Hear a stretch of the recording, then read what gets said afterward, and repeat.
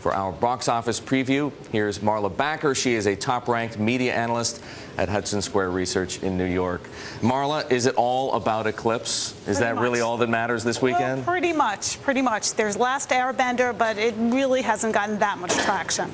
I mean, the initial numbers from a forecaster's point of view are really encouraging. The film opened this week. It set a record for a Wednesday. It set a record for a midnight. It set a record for an IMAX open at midnight. $1 million, I guess, is still a record. Big number. Absolutely. So cast your eyes forward. Where do you think this is going to end up relative to your April forecast ahead of the summer movie season?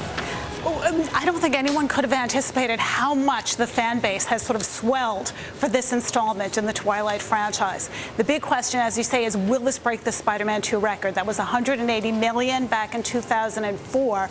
If this does $185 million over the 6 days, I think everyone's going to be euphoric.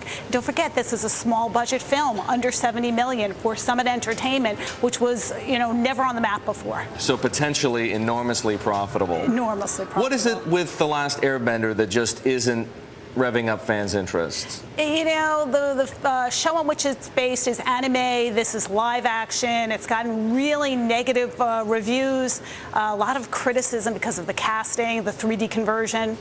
I don't know. I think Toy Story may steal some of its thunder in the PG market. Let's talk about the summer movie season in general, because last time we talked, you were quite optimistic about the kind of revenue that movies would generate this summer. We know lots of people are going to movies, and some have been exceptionally popular, but it's falling short of your forecast. What happened?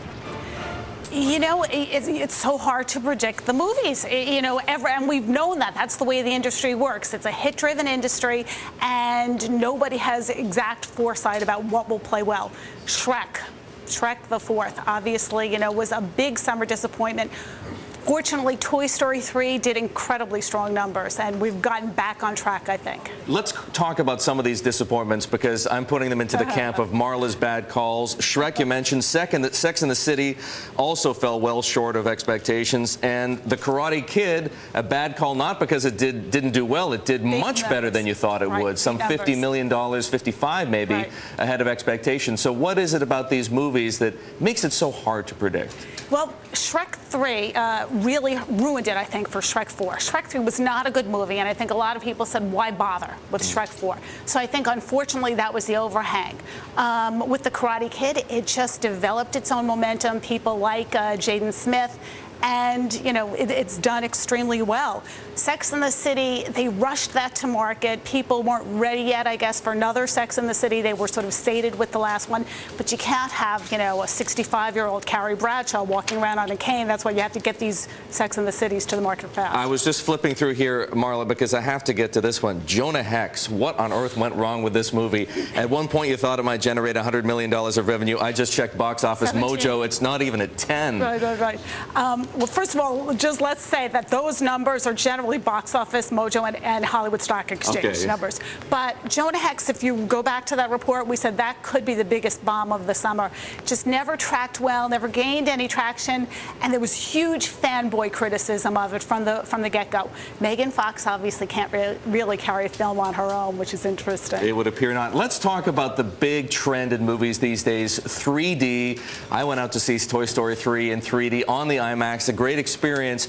But you were just mentioning before we started here that it may be difficult for some of these animated films to attract the 3D viewing dollar, which is at such a premium, because 2D isn't so bad, right? Exactly. And with so many 3D films out now, you have a lot of choice, and people, I think, are going to be much choosier about how to spend their extra 3D dollars.